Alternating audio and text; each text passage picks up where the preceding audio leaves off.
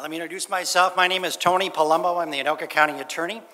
And on behalf of everybody that's going to appear tonight, I want to thank you and welcome you for coming out tonight. Thanks, of course, to Lord of Life for sponsoring the venue for us to have our second Heroin Forum that we've talked about. There is an agenda in your packets. You should have picked up a packet out front. There is an agenda. I will give you a brief outline of what's going to happen here tonight. Our program is going to go from 7 to 8:30, and we are shooting to end on time, just to let you know that. We're going to have a welcome by Commissioner Rhonda Sivaraja, the chair of Anoka County Board. She's going to share her thoughts with you.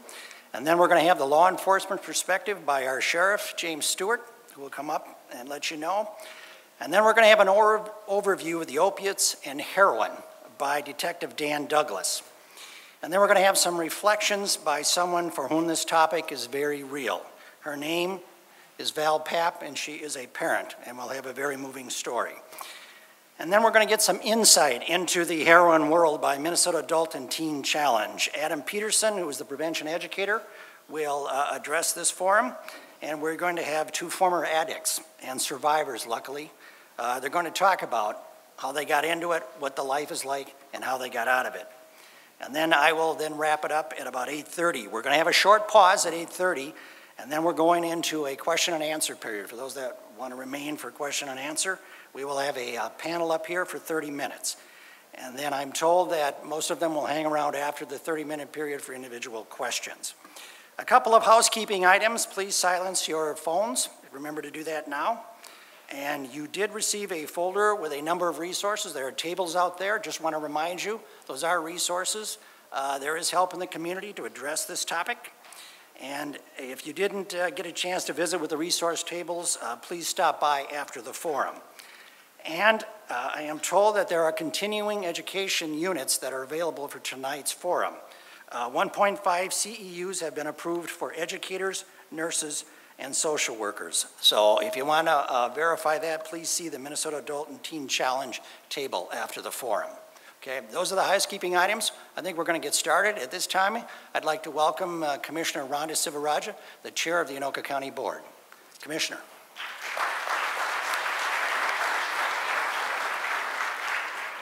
Thank you so much for being here this evening. Appreciate that we have such a great crowd that has turned out, and it's a very important topic that's impacting our community in a very devastating way. You know, unfortunately, heroin does not discriminate. It can impact any family within our community. Many times it's the straight-A student, it's the kid who's involved in sports activities. It's not necessarily the kid that you would expect that is a high-risk kid that gets involved in the use of heroin. It could be anybody. And I just want to comment that we would not be doing these forums if not for Val and Kelly Papp, who were extremely brave to come forward and share their story with me and with Tony Palumbo, our county attorney, as well as Sheriff James Stewart. And just said they wanted to be able to make a difference so that no one would have to experience what they've experienced with the tragic loss of their son Tanner. And so we are so proud of the fact that the community has really rallied together. It is going to take all of us working together, neighbors, friends, people in the church, legislators who are here as well. That is really the only way that we are going to be able to tackle this and stop this in our community. So thank you so much. Be sure to spread the word about the upcoming forum, which will take place on February 13th at the Eagle Brook Church in Spring Lake Park. It's important we get this information out to as many people as possible. So look forward to working with you as the larger community to make sure that we stop heroin in its tracks. Thank you, Commissioner. And now we will get a law enforcement perspective by our Sheriff, James Stewart. Sheriff?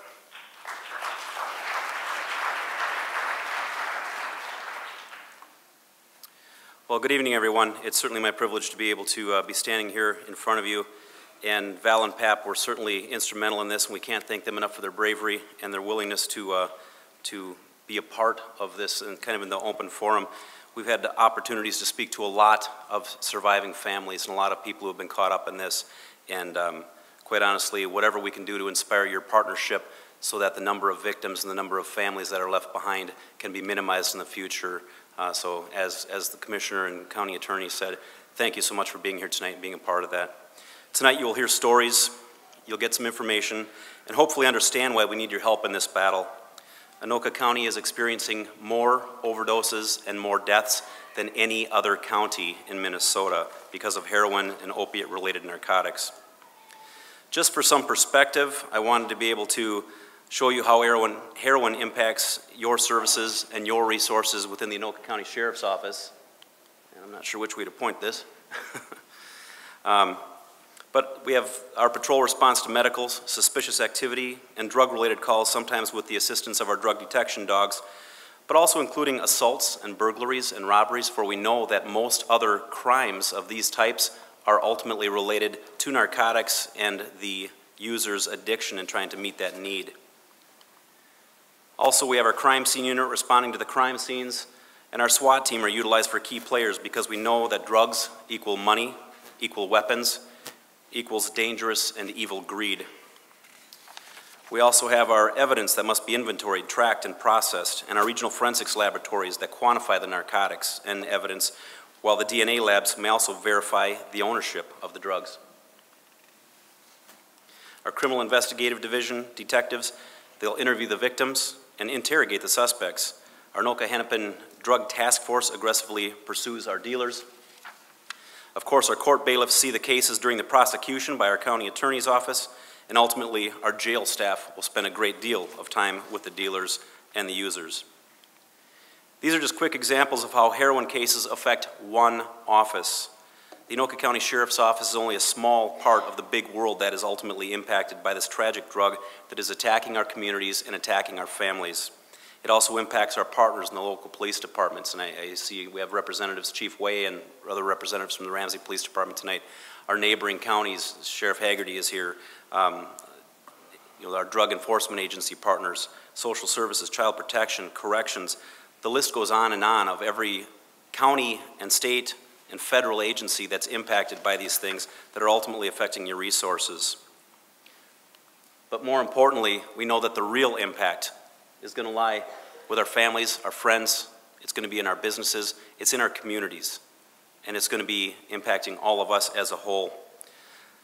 The real impact comes when we look at how lives are being changed forever by the mistakes that are being made by people that we know and love.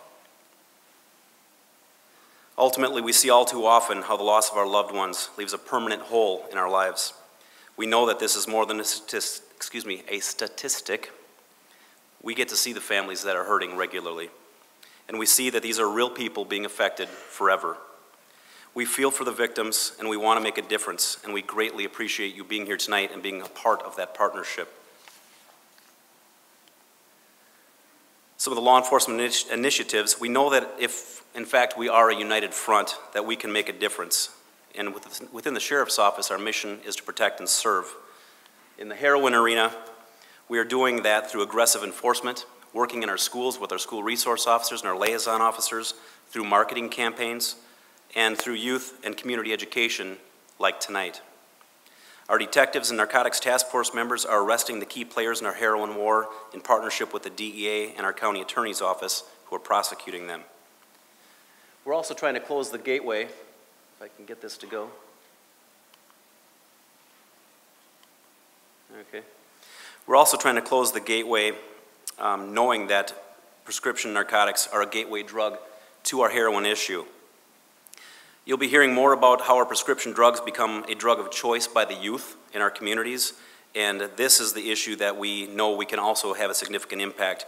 As a result, the Sheriff's Office has implemented prescription drug take-back programs, and we have multiple drop boxes located around Anoka County. There is a flyer inside of your brochure that we would love you to take a look at. It has our 6 locations, and that's one more way for us to say, bring in the unused, unwanted prescription narcotics and get them off the street, because our kids are using them, our kids are abusing them, and our kids are ending up led into another direction, such as heroin.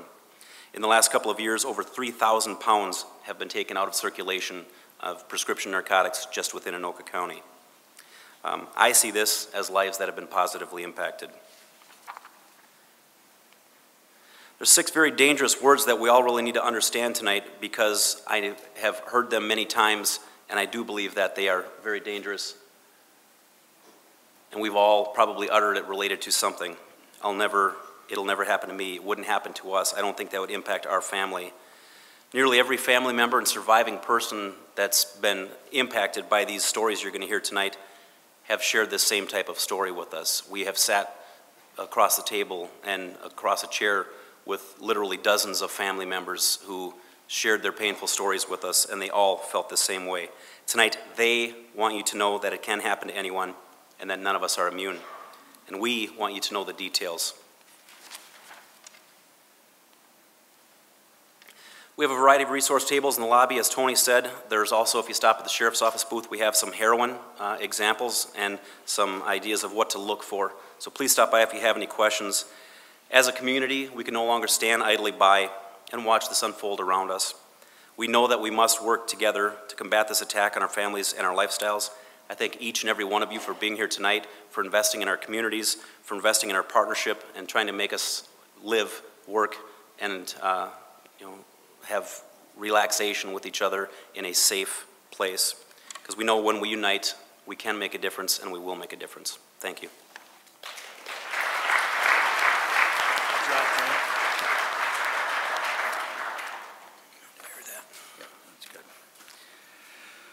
Thank you, Sheriff. At this time, I'm going to call on Detective Dan Douglas to come forward.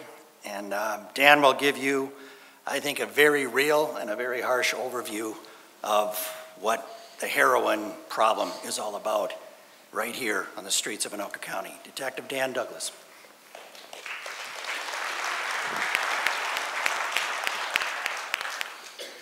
Hi there. I want to thank you for the opportunity to be here tonight and talk about this subject.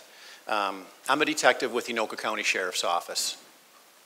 And from the years 2009 till 2012, I served as the team leader for the Anoka Hennepin Drug Task Force. Coming in 2009, our primary target was methamphetamine. Meth was the drug that had been plaguing our community for 18 years. Into 2009 and 2010, we were blindsided by another drug that we weren't that familiar with and something we hadn't done much about, and that drug is heroin. We found out about heroin through the dead bodies that were showing up in our community. Many times, young people, people from this community. We were forced to act, and we were behind the 8 ball in a very, very bad way. And we knew right away we needed to do something. You hear about people like this, people dying of heroin, people surviving heroin. These people are celebrities, and we're inundated with this every day, as recent as last weekend. But in the end, these people don't matter to us. These people may as well be a million miles away from us, because they don't really truly impact our community and our families. Is what does matter to us and to this community are people like this young man, Tanner Papp, a young man who grew up in this community, who had done everything right, or so we thought. He was a student at the University of Minnesota. He hadn't been in trouble, and nobody knew what he had gotten himself into. In a few moments, his mom's going to come up and speak to us about what heroin's done to her family. People like Robert McCullough, another young man from our community. Last October 27th, while working as a detective with the Sheriff's Office, I was called to a home in East Bethel. And in that home, I stood over Mr. McCullough's dead body.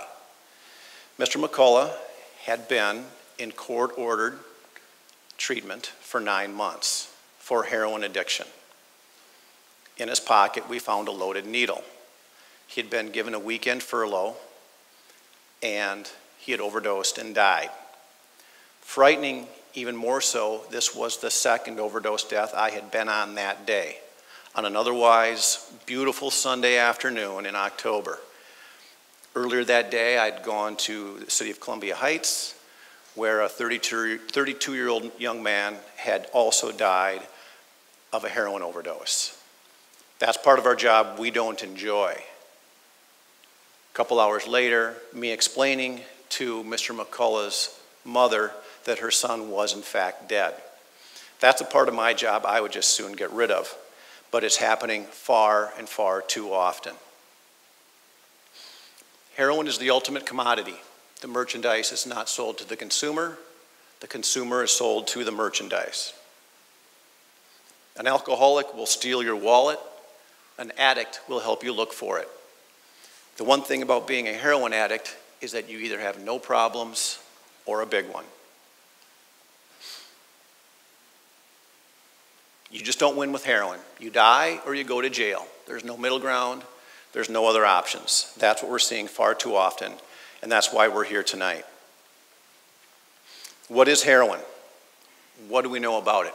Heroin is diacetyl morphine, a highly addictive, heavily abused, and extremely potent opiate, processed from morphine, a natural occurring substance extracted from the opium poppy, an indigenous plant in the Middle East and Southeast area of Asia.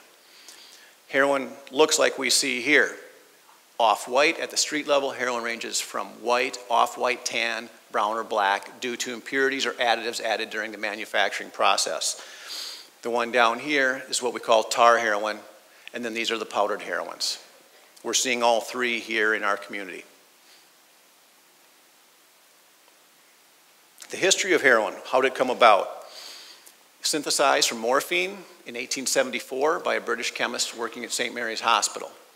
It was used to produce a compound, tetracetylmorphine, which is now diacetylmorphine. Bayer Pharmaceutical, the same Bayer that's around today, marketed and registered heroin as a trademark. And from 1898 to 1910, it was marketed as a non-addictive morphine substitute used in cough medicines and for a variety of other ailments. A swing and a miss by the Bayer Corporation on that. I don't think the FDA was quite what they were then, but this is what we need to be cautious about. Even then, we're having problems. Where's the opium poppy coming from? The illegal source, okay? Primarily it's coming from Afghanistan. These numbers are from 2010. At that time, there were 294,000 acres. Today, it's closer to 500,000 acres of production in Afghanistan. With the Gulf War, with the war in Afghanistan dying down, the troop withdrawal, many of those lands and properties are being taken over by Al-Qaeda, and opium poppy is once again being produced. Mexico, being this close to us, obviously sees the demand for the product, and they're quickly catching up, and they're in second place with almost 50,000 acres of opium poppy production. How is it produced? You'll see these massive fields up here. They come by, the workers do, and they put a small incision in the opium poppy like that. A fluid comes out of it. They come by a couple of days later where that fluid has now turned black like that. They come by with another razor, they scrape it off. This is the product that they have right there, and this is then converted into heroin. Paraphernalia. What are we seeing? What do parents need to look for? What do people need to look for of heroin addicts? Injection, it depends how the drug is put on board. It's injected, hypodermic needles, cotton ball spoons, bottle caps, water, and makeshift tourniquets. Smoking or sniffing, razor blade straws, butane, cigarette lighters, aluminum foil, and pipes. It's often stored, transported, sold in balloons or baggies. Although illegal, heroin is a commodity subject to supply and demand. The current street price on Anoka is in the range of $2,000 an ounce or $100 a gram. What is a gram? A dosage unit for a new user, for the most part, is about 1/10 of a gram. So you may think a gram isn't much, but you're getting 10 dosage units out of each gram. And we'll talk about how far that goes, and with addiction, whereas 1/10 of a gram is a dosage unit, we're seeing heavy heavily addicted heroin users using a couple of grams a day. You do the math, it gets real difficult to pay for a $200 or $300 addiction. The effects of heroin. It enters the bloodstream through the vein, muscle, or nose, depending on how it's ingested. It reaches the brain within 10 seconds when injected, 10 or 15 minutes when smoked or snorted. It's converted into morphine, which binds to the opiate receptors in the limbic system, brainstem, and the spinal cord. Morphine causes the release of dopamine. The initial rush lasts a few minutes. Most of your hardcore heroin addicts will talk about that very first few seconds when it goes on board, and they say that makes life worth living.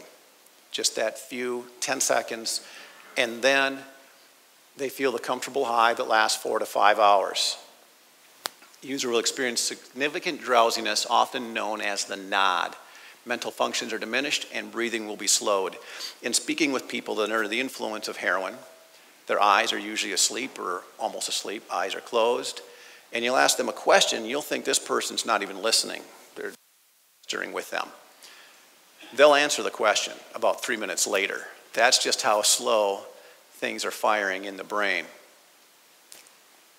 Clinically, heroin slows down or depresses the central nervous system, resulting in the heart to beat slow, which reduces blood pressure. This combination depresses the respiratory drive. That's how people are dying. That's how the people in this community are dying. It slows down to the point they simply stop breathing. It's not an ugly death. They're not running around. They're not acting crazy. They lay down and they fall asleep and they don't wake up again. Neurons in the brain adapt to the presence of morphine. Addicts become disoriented to time. Constipation becomes an issue. It's ugly, it's poop. We're going to talk about it later. We can't talk about heroin without talking about things like this. I apologize, but it's very real. Unusual extended amount of time is spent in the bathroom, sometimes more than an hour at a time. One of the reasons for this also, you should know, is that addicts, first being very skilled liars, know that those people around them, their support system is always on them. They also know that their bedroom and the kitchen and their house is not off limits. They do know, however, that the bathroom, there is always an expectation of privacy. Nobody's going to go barging in there. This is where they start to use. This is their safety zone, because even their loved ones, spouses, parents, aren't about to go in there, in addition to the constipation.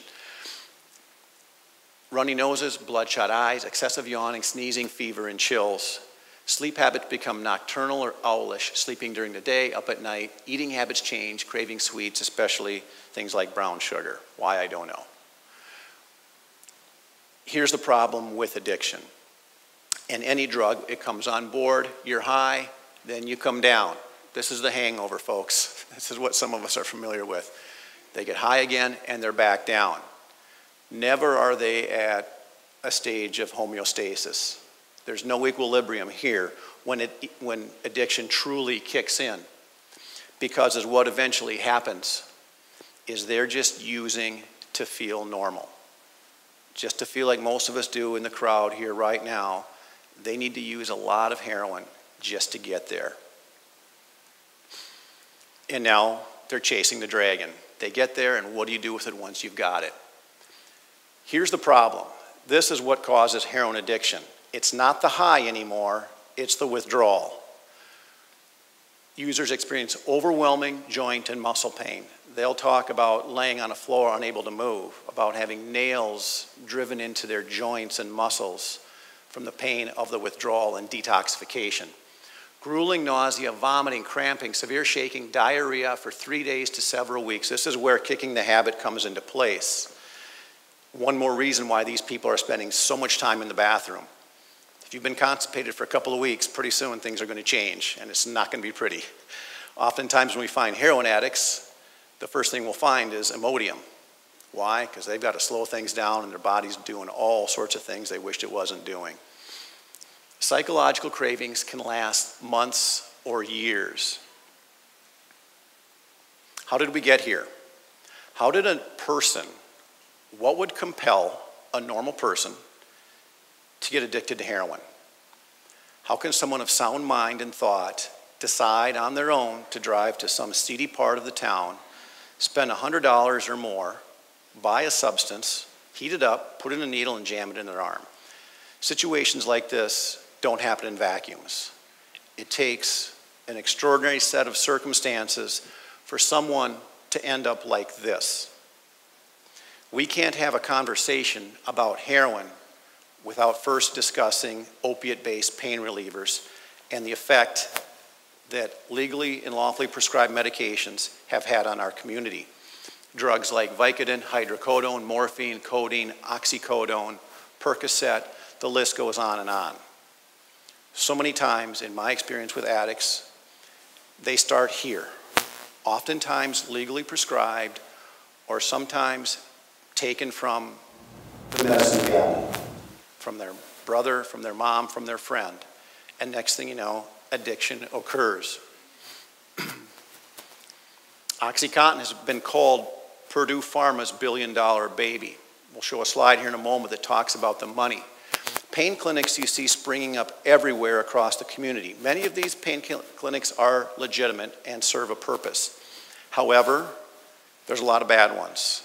Just like there's bad people in every profession, there's a lot of doctors that have been run out of every major medical corporation in America that are opening up their pain clinics in places like this. If you recognize this, this is Greenhaven Estates in Anoka. There's a doctor operating a pain clinic out of an apartment there, and it's completely legal what he's doing.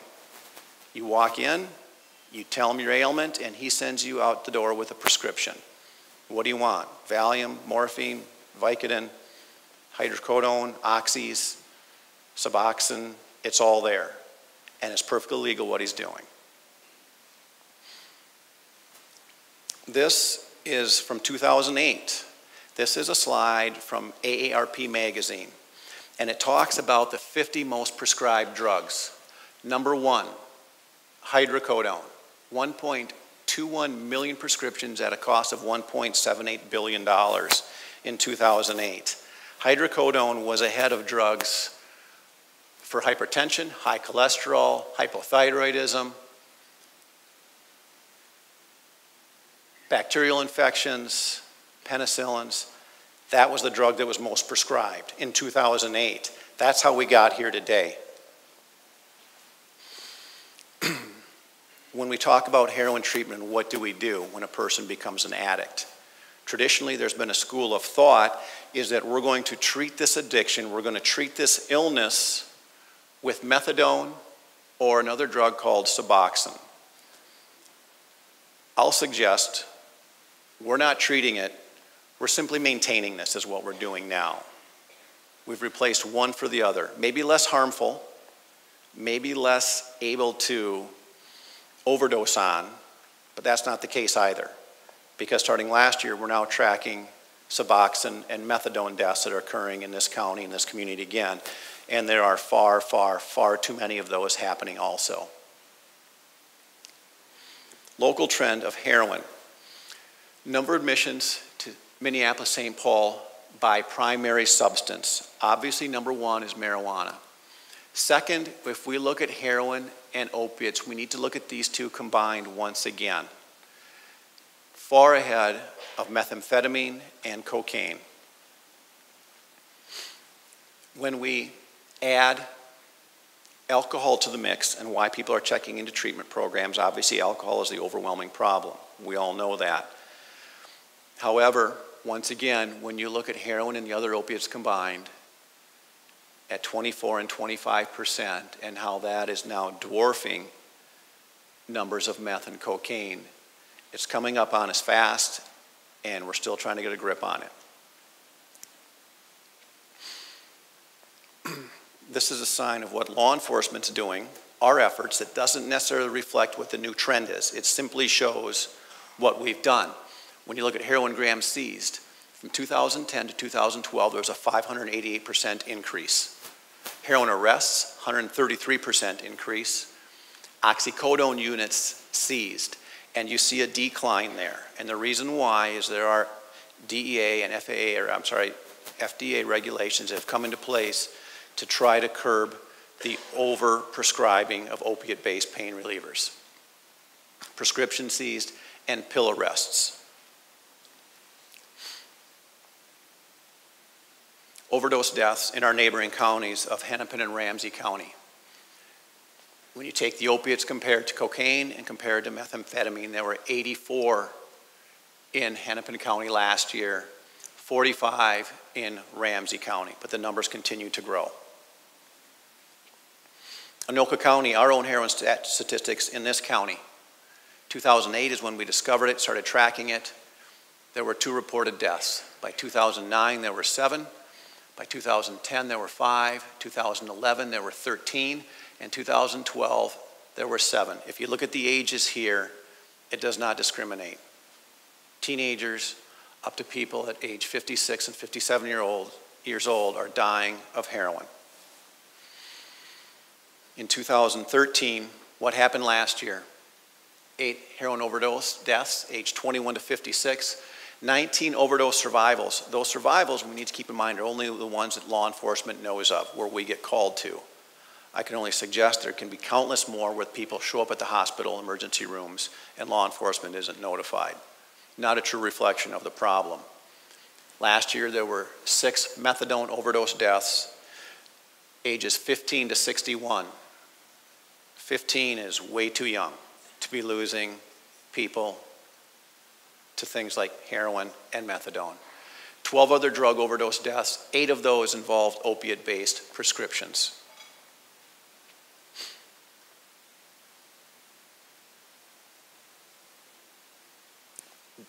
This is the scary one. This is why we're here tonight. Where were these kids living in the Tri-County, people living in the Tri-County metro area? Anoka County is ahead of Hennepin County. There's roughly 300,000 people in Anoka County.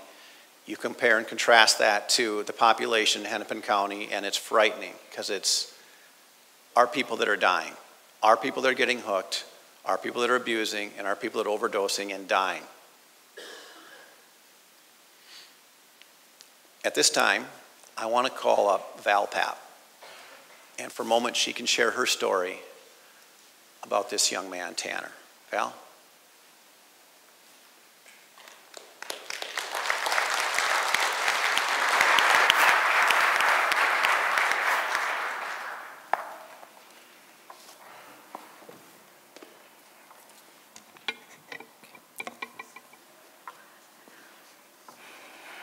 Good evening.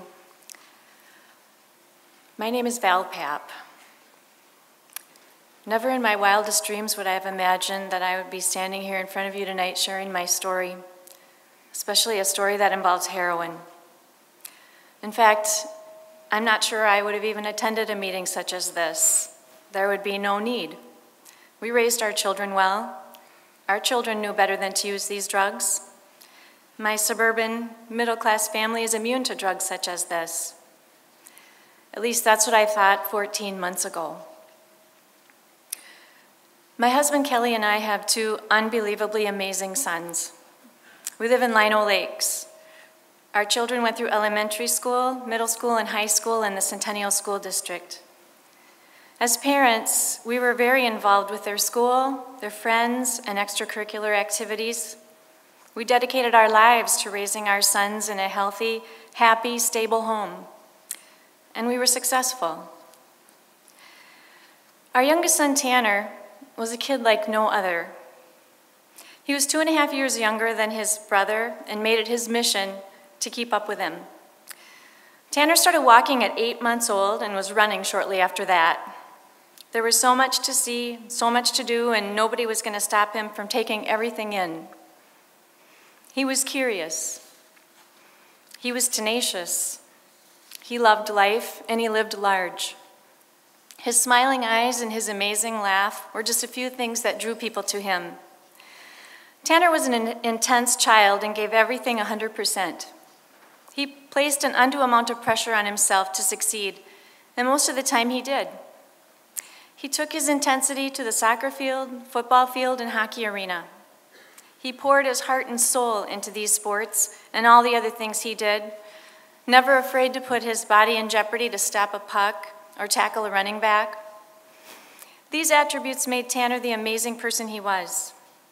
Little did we know it would be this intensity, curiosity, and carelessness that ended his life. Tanner graduated with honors from Centennial High School.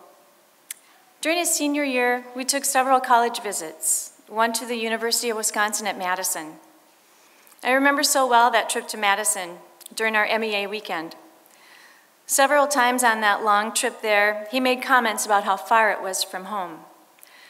After our tour of the school, he fell in love with it.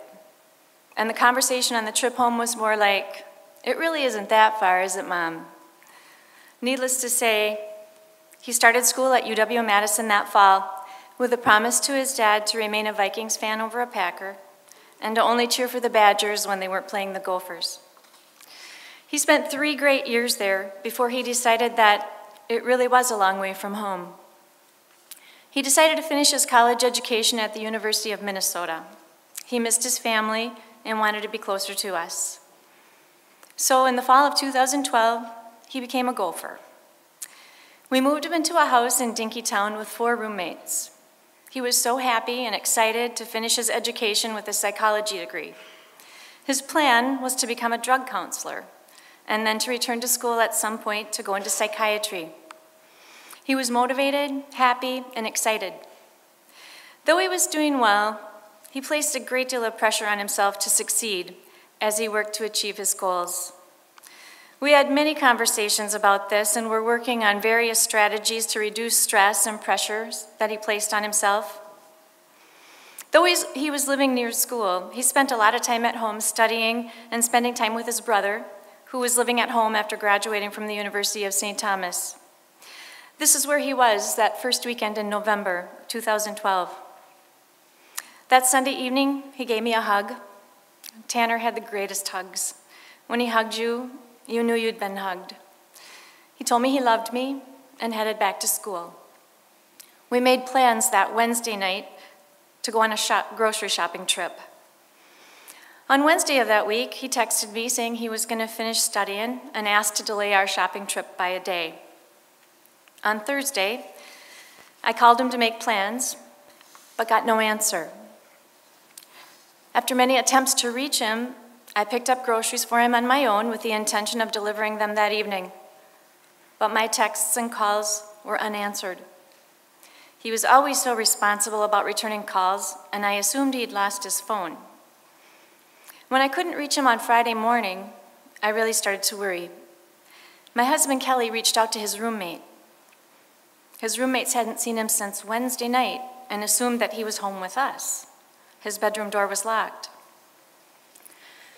The roommates broke down his bedroom door. They found him lying on the floor in his room. He was not alive. I arrived home from work that Friday afternoon after a routine week of teaching 3rd grade. I turned onto my street to find several police cars parked in front of my home. With my heart pounding and my hands shaking, I opened the door to my home.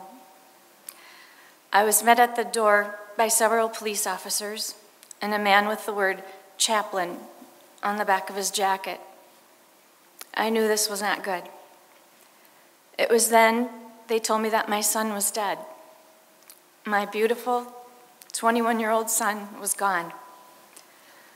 This was the moment my world crumbled down upon me. This is the moment that my perfect family, my perfect world, my perfect life fell apart. My beloved son was ripped out of our lives, and our family was no longer and never would be whole again. The medical examiner told us later that it was a deadly dose of heroin that killed our son. Heroin. I knew nothing of this drug. This was not something that my bright, charismatic, well-adjusted, all-American boy would do. My image of this drug was one of a filthy, dark alley addict, skid row bum, something that nobody in my little world would ever have anything to do with. As it turns out, I was sorely mistaken. Because you see, the heroin we know today is not the heroin of the past. It's being manufactured with such purity that one use is all it takes. A single use can lead to addiction or, worse yet, death. The availability is also a huge factor. The securing of it is just a text away. It's making its way into our middle schools and our high schools with a vengeance. once a drug considered to be the final stop on a long road of addiction, is now often one of the first drugs tried by our kids.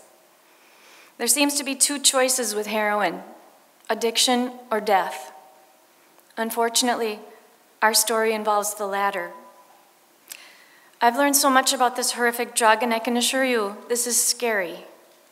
In my quest to understand what happened to my son, I learned many things that you need to know. The heroin of today does not discriminate. It makes no difference how smart you are, what kind of house you live in, what kind of car you drive, or what kind of career you have. It makes no difference how much money you have, or who your parents are, or how religious you are. It doesn't matter what kind of a student you are or how popular you are. Heroin will welcome anyone into its grasp. And it takes just one dose to get you addicted, or worse yet, take your life. We have no idea if Tanner had used this drug before. As far as we know, it could have been his first time. It may have been an attempt to relieve stress and pressures of school. We saw no signs of drug use. His friends assure us they know nothing of any heroin use. He was not an addict, but that really doesn't matter. The consequence of his decision to use this drug, even once, is one that we can't change. But that should not be what defines him. There are many things that do need to change, though. From keeping the drugs out of our communities to the overprescribing of prescription drugs, there's a lot of work that needs to be done. It's going to take the schools, healthcare system, law enforcement, churches, businesses, families, and prevention groups. In the meantime, let it start with you.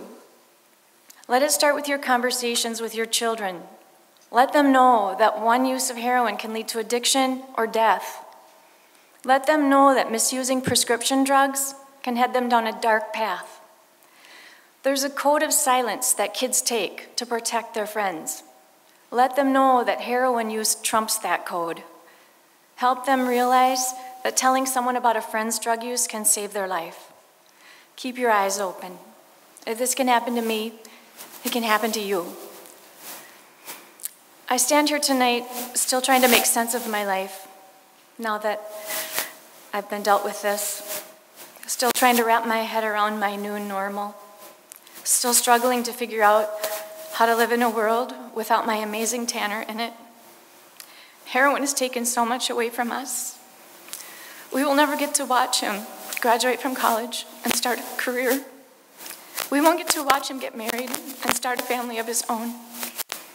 I will never get to experience another Tanner hug. We won't get to see him enjoy the things that he loved so much about life. He was cheated out of all these things. We were cheated out of all these things. He had so much to offer this world. He would have done amazing things. He would have made a difference. The world is less of a place now because he's no longer in it. Our lives have been forever changed. Heroin took it all away. Thank you.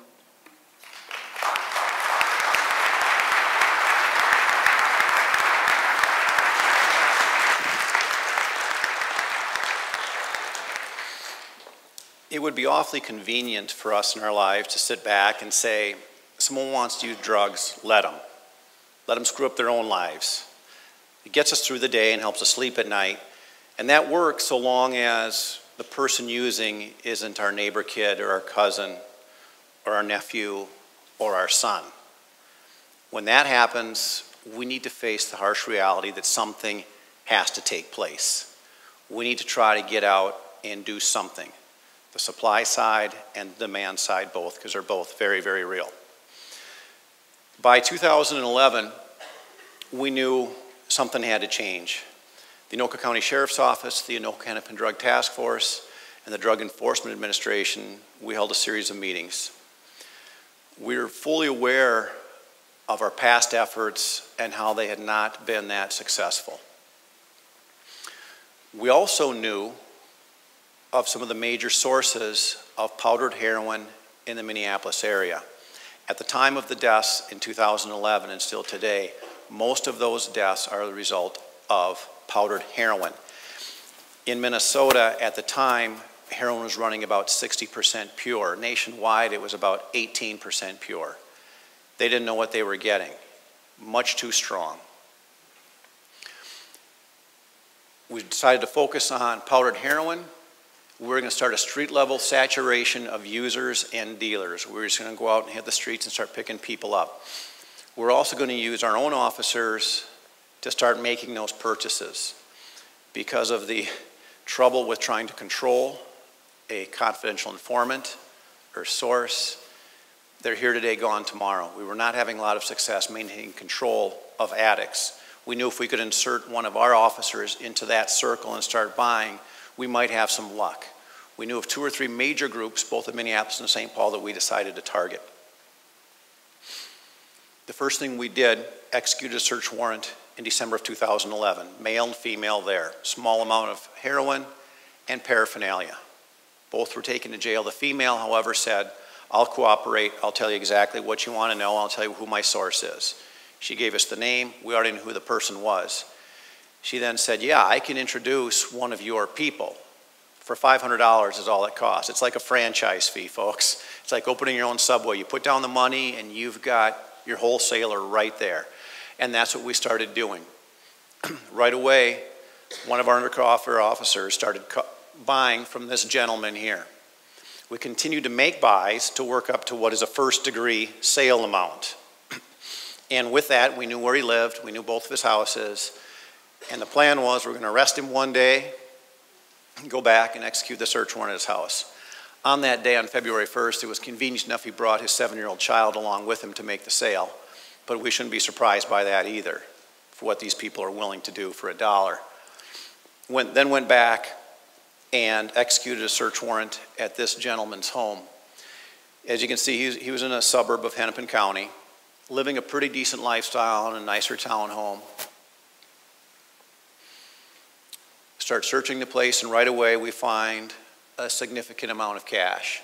Typically in the drug trade, they've either got a lot, they're cash rich and drug poor, or drug rich and cash poor, depending on the supply and the money. So the minute we found this money, we thought, well, we're not going to have much dope here. Continue to search, and right there in that bottom drawer, a block of heroin. That was about 1.5 pounds. At the time, the largest heroin seizure in the state of Minnesota. Even more frightening about this is this purity came back at about 93%. That 1.5 pounds will kill everybody in this room. That's what we're talking about, and that's how overdose deaths are happening. Right in his kitchen, next to his stove, he had it all ready to go. He had it already in small bags there, different amounts. He had his scale, his razor blade, credit card, and more in there. And of course, he had to keep his stack of cash right there, ready to go, ready to make the quick deal. He's inside these sandwich bag boxes. You can see he's even got more of it already dispensed and ready to go out the door. As soon as the phone rings, he can run up the door and make the sale and make his money. Of course, like any true drug dealer, when your income comes from illegitimate means and sources, you can't call the police when things go bad. So you're forced to carry a gun and protect yourself, like this gentleman was doing. Initially, he was arrested, charged in Hennepin County, later indicted by a federal grand jury, and is serving a long time in federal prison. The sad part is there were probably 20 other scumbags willing to take his spot. As long as the demand is there, people are going to pick up right where he left off. And I would imagine that 1.5 pounds and taking him off the streets probably affected the heroin market in the Twin Cities for about 2 days. And then they're right back up and rolling. When we take and look at this gentleman's lifestyle, and we compare and contrast to a street-level dealer, someone that is dealing to support their habit, and we look at their lifestyle, this is what you see. Cleanliness isn't an issue. Taking out the garbage isn't an issue. People choose to live like this because this is what heroin will do to a person. The living room there, they at least had their dog kenneled up. This was in northeast Minneapolis. This was a person we all knew, a person we had been targeting for some time, is selling street-level amounts. Because we knew that he had issues with weapons in the past, we had Minneapolis SWAT team make the entry for us and then our task force went in. There were 3 people in the home at the time, the boyfriend, the girlfriend, 1 other gentleman were there. When you look around the house, and this slide isn't real clear, I apologize, but you can see a lot of this dirt and stuff everywhere. These people were tar heroin users, and when we say tar, it's like tar. It gets on you, it gets everywhere. And cleaning products weren't found in this house. Heroin was. You see here next to the bed with no linens, because who needs those, you've got this tin foil here. And when they use tar heroin, what they'll typically do is rub it out on a piece of tin foil, put a lighter underneath it, heat it up, put a straw in their mouth, and inhale the smoke and go along. Well, it's important, not that these people are just hoarders and need to keep their trash. When we talk about withdrawal, if your supplier disappears and you start going through those withdrawal symptoms, you're going to do whatever it takes to get any of that in your system, including licking tinfoil and trying to burn off what you can. This is a picture. I went going through the file photo that wasn't staged. It was quite frightening, in fact, that this was within about 5 minutes of the Minneapolis SWAT team barging into this house, taking the door off the hinges, throwing everybody around. And if you look at this young lady here, it would appear as though she's sleeping. So much for an adrenaline dump with her. Instead, she was on the nod. Although we were there and going to take her to jail and significantly disrupt her lifestyle, she was out of it. And then right next to it, you've got the tinfoil, the straw, and of course, the stripper shoe. So she had a marginally legitimate source of income. The gentleman here that was the primary target, you can see by looking at him, although they smoked it, he had some needle tracks on his arms, the tar everywhere. I had a conversation with him. This young man was from Blaine, Minnesota. And I asked him, how did you get here? What happened? And he said, in 10th and 11th grade, I hurt my knee playing football, and I got addicted to OxyContin. When the Oxy runs out and the addiction sets in, the withdrawal sets in, and you can't doctor shop and you can't buy those drugs from illegitimate sources, you can buy heroin 10 times cheaper than you can buy pills on the black market. And that's what happened. And here was this young man 5 years later, living this kind of lifestyle. And once again, he had not 1, but 2 handguns, important to protect himself. In addition, he kept his .223 very close. Very dangerous young man under the influence of heroin to have this kind of weaponry. It doesn't help when it comes to charging decisions for him and criminal penalties. He's doing a long, long time in prison. Probably where he belongs, probably the safest place for him. As we're searching this house, we knew we had drugs in the house somewhere. We couldn't find it. And if we tear the whole house apart, we quickly realized he crotched it. All right, well, someone's got to do it. I was the team leader.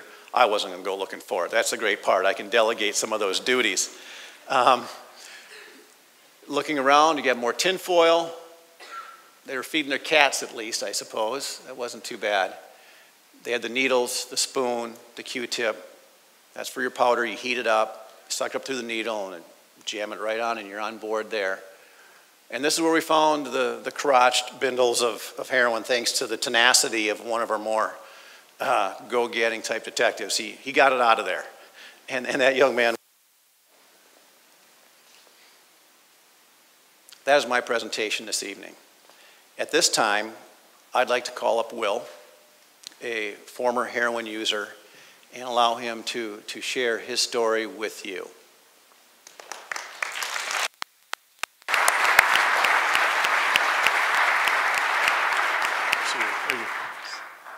Thank you. My name is Will, and I'm 23 years old. I grew up in Dakota County, but I grew up in a pretty good family, and my mom was actually a high school teacher. My dad was a Hastings police officer. He was a DARE officer in the town. And so if anybody knew to stay away from drugs and alcohol, it was me. And growing up, my family taught me right from wrong. My older brother was 2 years older, younger brother and sister 5 years younger. They were taller. And growing up for me was really normal. I thought everything was great. I didn't even want to smoke a cigarette. My first use was alcohol. I guess I could blame it on my parents' divorce, but really it was my inability to express and my fear to express my insecurities, my depression going on at that time at 13 years old. My alcohol use started at 14. Prescription pills was my first real addiction. I took some Percocet out of the cabinet, ended up addicted to it, but I couldn't get any more of it. The supply ran out. And so through my drug use, 15 doing ecstasy, 16 doing cocaine, 17 doing meth, and 18 eventually doing Oxycontin. When my friend showed up with heroin, I said, if you do it, I'll do it, don't tell anyone. I got addicted to heroin, and within a couple of weeks, I had sold everything I had. And I ended up even injecting it after 2 weeks of snorting heroin. And I was in my room with my friend, and when you're using heroin, you're not really thinking about a lot of things. You're kind of working quickly. You want to get high as fast as possible. And so I'm in my room with my friend, and I sit down at my desk, and my friend sits down next to me at the bed, and I shoot up first, and it hit me really hard. And I told my friend, I'm like, hey, man, you should probably do a little bit less. This stuff is crazy. And he kind of shrugged it off. Well, right when he shot up, it hit him so hard, he just about fell over. And when he fell back, I caught him, and I said, hey, man, are you all right? And I shook him. And for a minute, he snapped out of it. And when I turned away to put away the stuff, he fell out. He hit the bed, he rolled onto the floor, and he wasn't moving, he wasn't breathing, wasn't doing anything. My little brother and sister were in the next room playing a board game with my mom. Cops came in after I'd called the cops. They came busting in. They grabbed his body, and I watched him wheel his body out on the gurneys. My little brother and sister watched him get wheeled out. I found myself in a jail cell the next morning. Heroin withdrawal set in. I was throwing up. I was puking. I was sweating, but I was cold. And I said, I'm never doing drugs again. And shortly after, the cops came in and told me that my friend's heart had stopped in the ambulance, and he was revived in the ambulance. And after that, I had my in and outs of treatment and with addiction. It wasn't a quick fix, but I found myself in Minnesota Adult and Teen Challenge after some coaxing from my dad. I went through the long-term program at Minnesota Adult and Teen Challenge, graduated after 13 months. I've been sober now for over 3 years. Things are going good, thank you. I'm thankful for it. I'm really thankful. I feel honored to be able to share in the schools with Minnesota Adult and Teen Challenge Prevention Program, Know the Truth. And I'm happy to introduce Prevention Specialist and Prevention Program Manager, Adam Peterson. So please help me welcome Adam.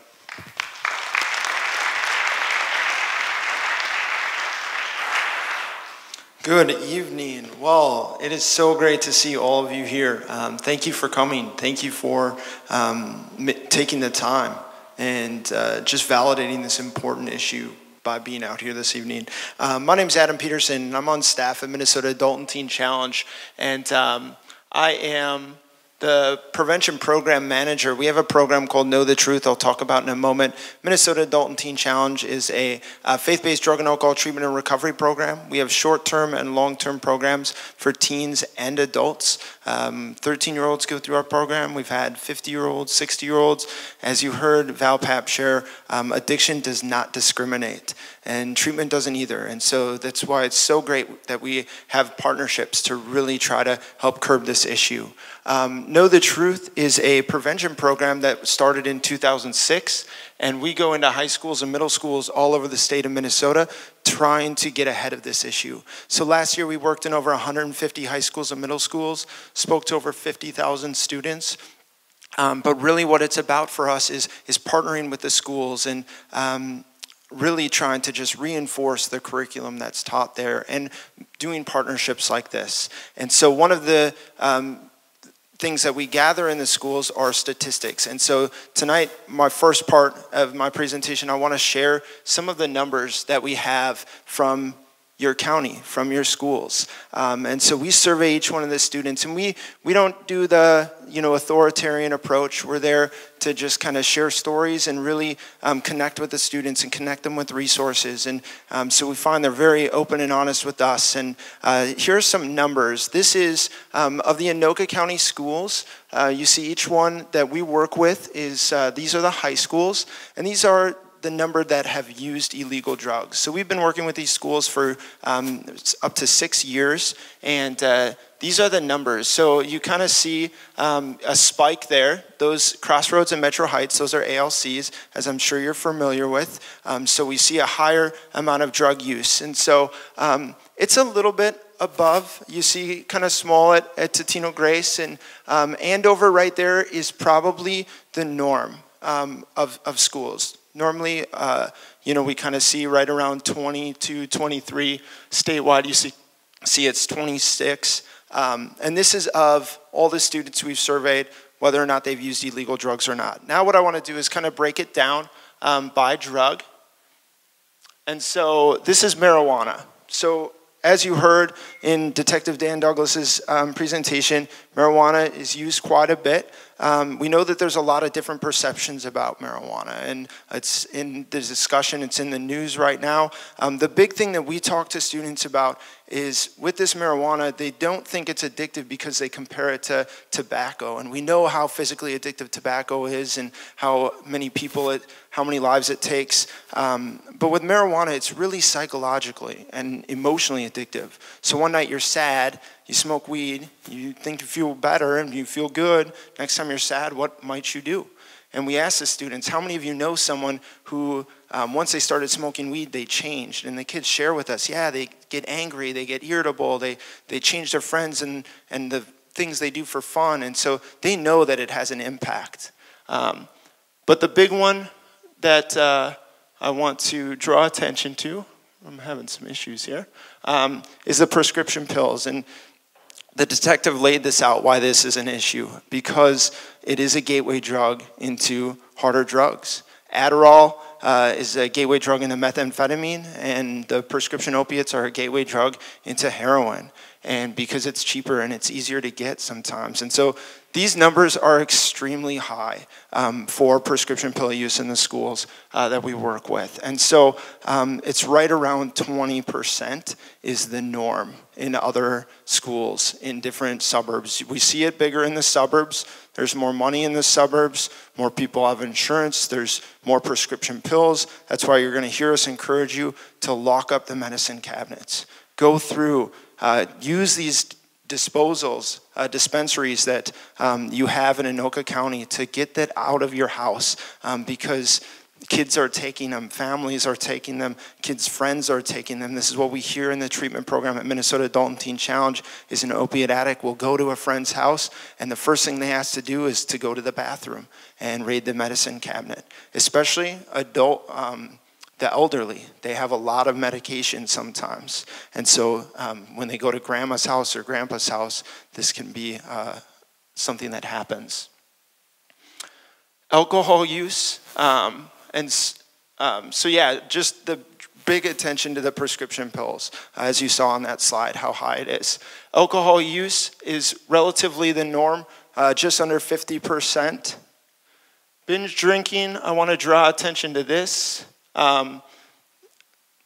This is kind of a norm as well. We see it, it's a little bit higher. For the females, this is normal, that high school girls are more, tend to participate in binge drinking a little bit more. And we know the dangers of alcohol and the dangers of binge drinking, and so it's important to be aware of these things.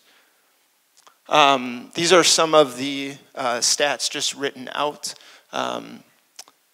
As you can see, we kind of went through some of the slides already. These are for all the Anoka County high schools. Of the students surveyed, 35% total, 54% reported they had drank, and 29% had reported they had drank 3 or more times in a month.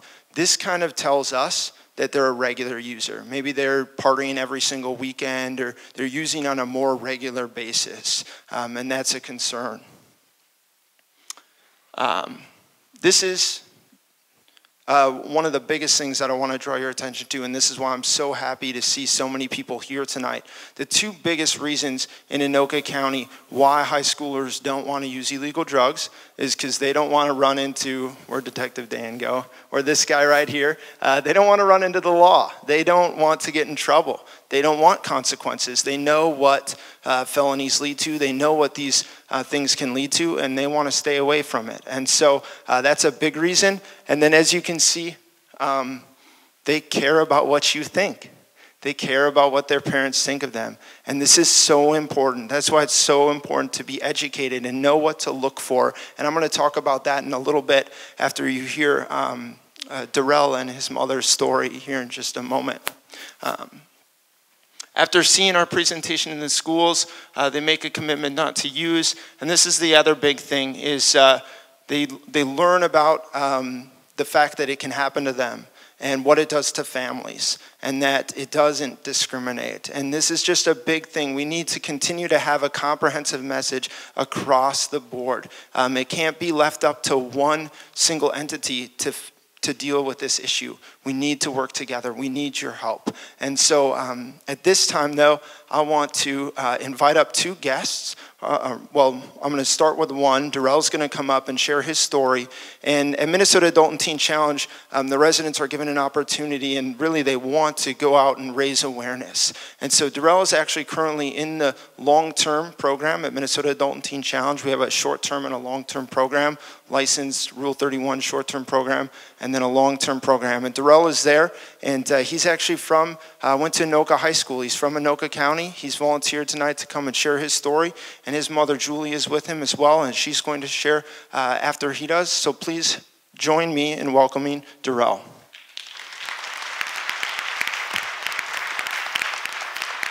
As he said, my name is Derell. I'm 20 years old, from this area. I went to Wilson Elementary, went to Fred Moore Middle School, so born and raised. My story starts out, as a kid. I felt loved, I wouldn't say I was raised in a normal home, but nothing out of the ordinary. We had, we had means, we had ways to provide. I started using marijuana at the age of 14. I used it to just feel accepted, make friends. Eventually, that led into the prescription painkillers. I just started out by finding them in a cabinet, as they had said. A friend had turned me on to it. I tried it. I liked it. I became addicted very quickly. Eventually, those supplies ran out. I was turned on to heroin. I tried that and was instantly addicted. By 16, I was an full-blown IV heroin addict. It went downhill from there. Treatment after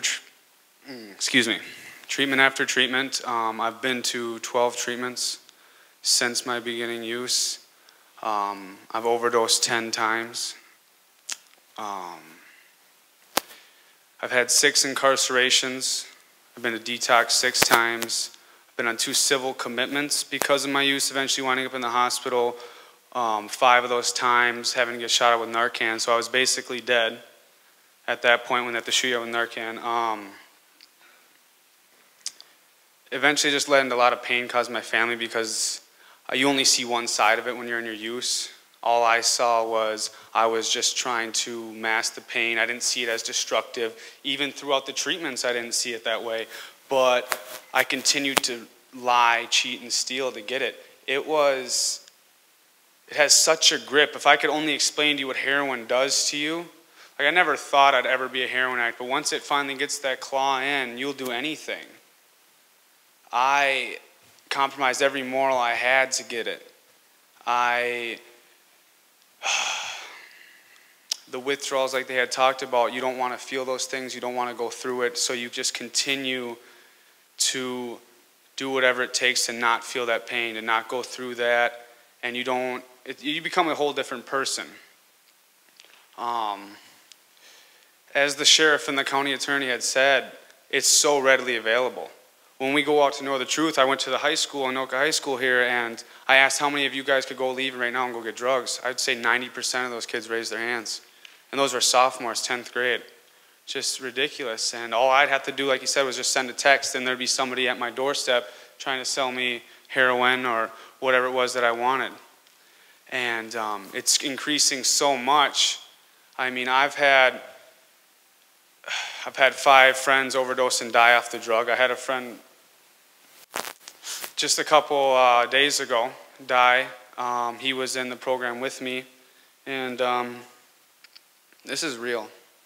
That's all I can say. This is real, you guys, and there's only one way to stop it, and that's by coming to things like this, supporting programs like Know the Truth and Minnesota Adult and Teen Challenge, and just really getting a grip on this through prevention and informing your kids, informing whoever needs to know. I guess there is a good side, the redemption side of this is that I have came to Minnesota Adult and Teen Challenge. I've been there. I've been sober for 8 months.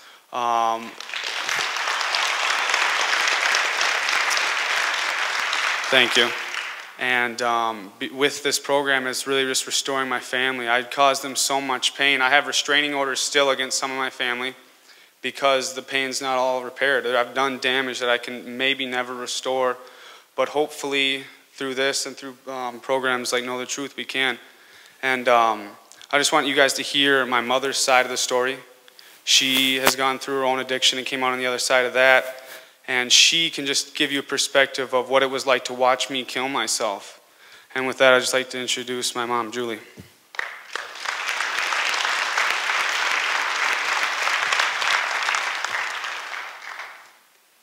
Hi, my name is Julie.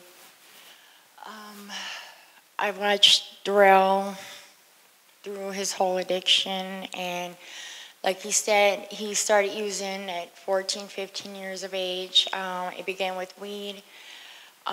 Then he got in trouble for using weed at school. He went to outpatient treatment. That's where he was doing robos and heroin, and I was unknown of it. I just heard of people using it. I never seen it, and I always said, "Oh, that'll never be us, my son." And so he's OD'd numerous times, and one time my daughter came and she said that Derell was on the floor in the bathroom, and the door was locked, and he was on the floor, and he was unconscious, and basically he gave him CPR. She called the cops, and he was seconds away from being brain dead. And ever since then, I got him civilly committed. It was, kind of a tough love situation, but I kind of enabled him because he didn't have nowhere to go, and nobody wanted him around. And so I would find him places to be at, and, I'm sorry. So anyways, he's been in Teen Challenge for 8 months, and he's sober to this day. And I'm just very grateful to Teen Challenge and Anoka County cops and to everybody who has helped save his life. And that's it. Thanks.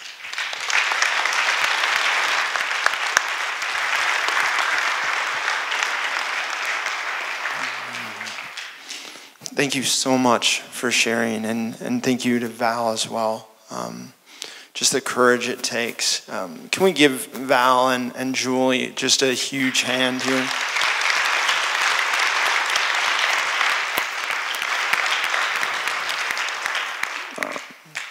So what can we do? What can we look for? We've heard in Will's story and Derell's story some of the reasons why, and even Val had pointed out in her sharing some of the reasons why maybe some people use, whether it's for attention or to help them focus. We hear that a lot with the Adderall. Adderall is a prescription medication. And again, when we talk about prescription medication, they have a purpose.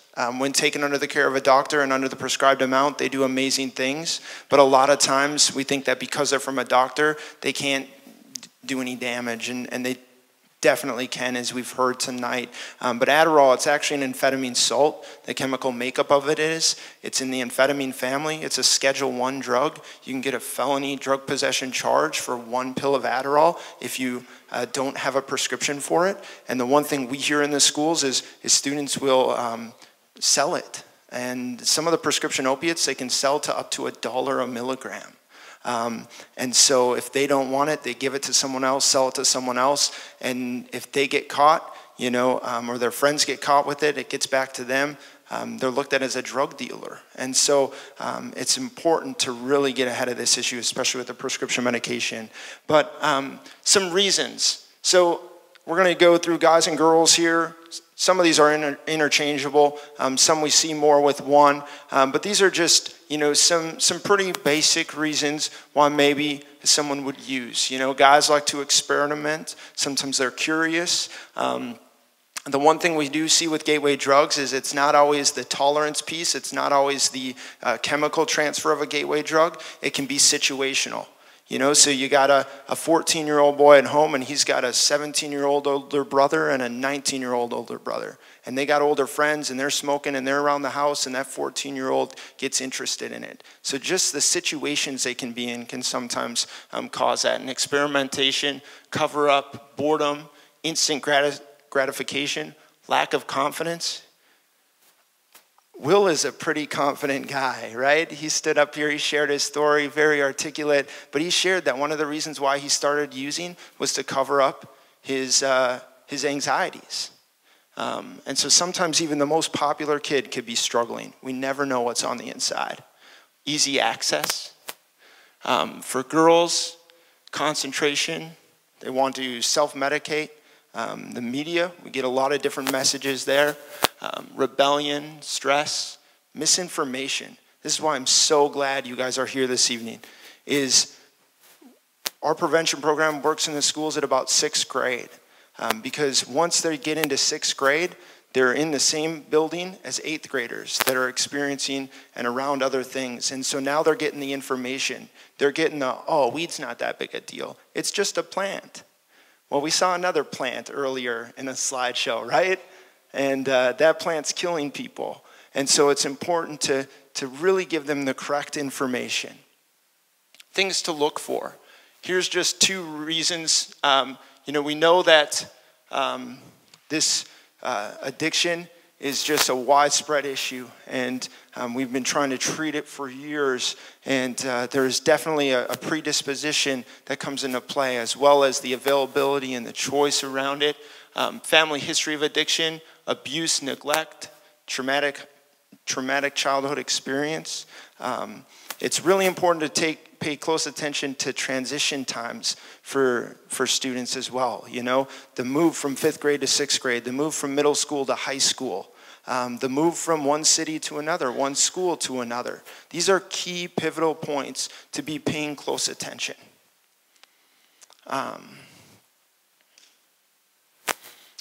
Increased borrowing of money. We had one student that came out with us once to a parent event and shared, if my parents would have just asked for a receipt, they would have known that I was not spending the $15 for bowling on bowling. We've also had parents tell us that they'll get a prepaid card, or they'll give them a card that they can track on bank statements, so they know what they're buying with it. But even just asking for receipts. Changes in work, in schoolwork, missing school, declining grades, change in interest, whether it's sports, increased secrecy about possessions or activities. They don't want you to go into their room.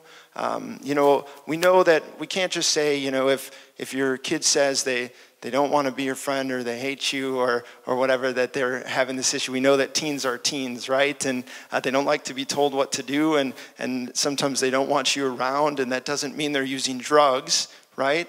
But these are just good things to be aware of and be mindful of. Use of incense, room deodorant, perfume to hide odors. This is a big one. If your 14-year-old son comes home one day and he's all of a sudden smells like a whole can of Axe was sprayed on him, chances are he's not trying to impress you. I'm sorry to break it to you, but chances are he's trying to cover something up, And so perfumes, colognes, things of that nature. Changes in conversation, talking in code. There's a couple websites out there that break down all the OMG, LOL, all the Molly. This was something that maybe some people have heard about. People were talking about Molly. It's a form of ecstasy, a drug, so that people would be talking about it via social media and text, and this is what they were talking about. And so it's important to be educated on those things. Boy, I'm having a difficult time with this. Okay. And then this one, the prescription pills. This is a big one. If you're missing any of these, and even over-the-counter stuff, you guys.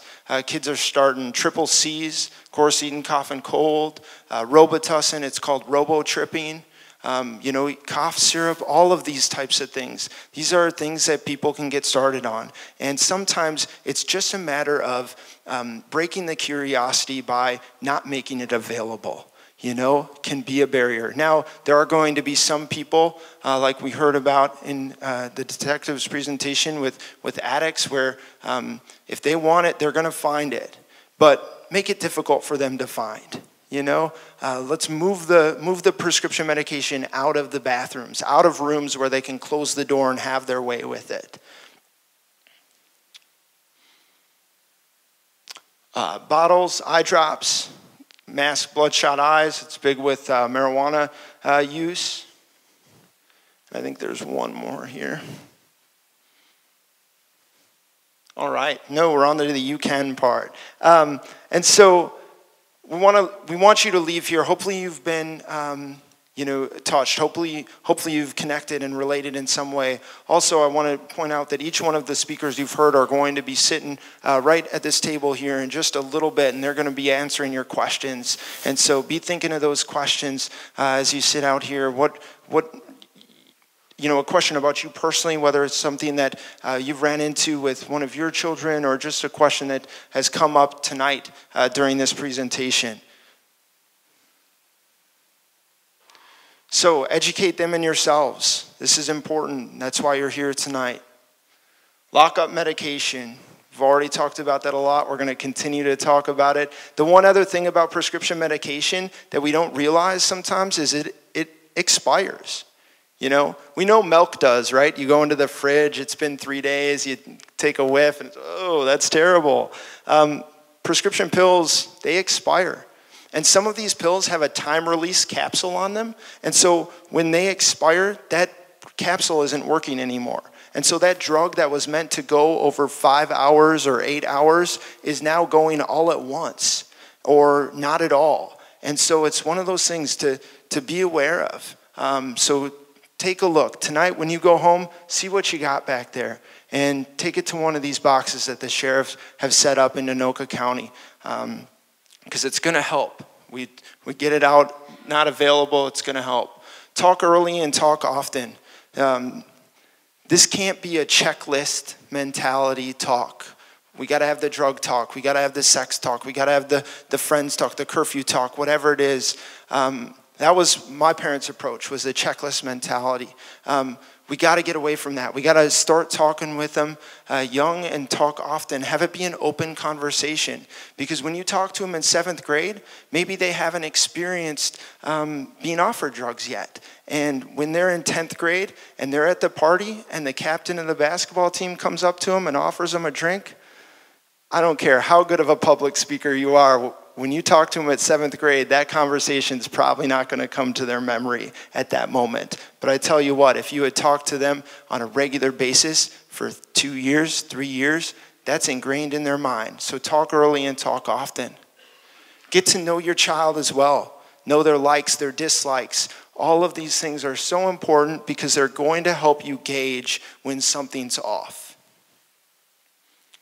Get to know your child's friends. We had a guy stand up on stage with us once and said, if my mom just would have called my friend's mom, she would have known. Because he had a friend named Steve, and Steve was a basketball player. Steve was a straight-A student. They would go to Steve's house and watch movies and hang out. Steve's parents were great. But in reality, Steve was Johnny. And Johnny was a drug addict. And Johnny's mom was a drug addict. And they would go to Johnny's house and they would party all the times they were there.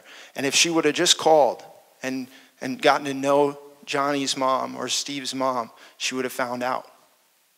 Partner with other parents. Look around you this evening. You're not alone. Other people want to know just like you want to know. And so partner.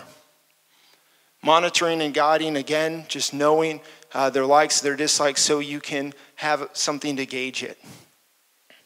And then be their parent. As you heard Val said, and Julie, the tough love is so important. They don't need you as a friend, they need a parent The big thing too when it comes to decision-making ability, that's the last part in their brain to develop. And a lot of times we think that, don't they get it? Don't they see that if they do drugs, they're gonna end up down this road?